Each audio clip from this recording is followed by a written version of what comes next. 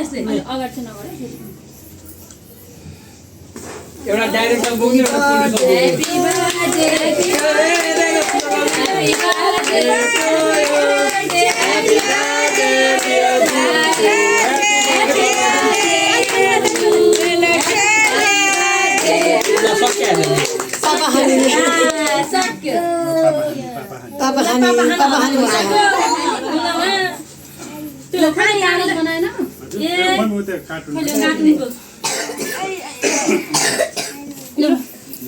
यो दियोला चाहिँ बरु मन्दिरमा लगेर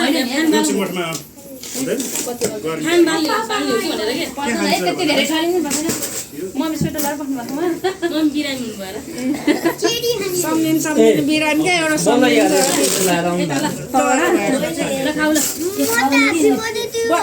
लाइदा भएको नाकमा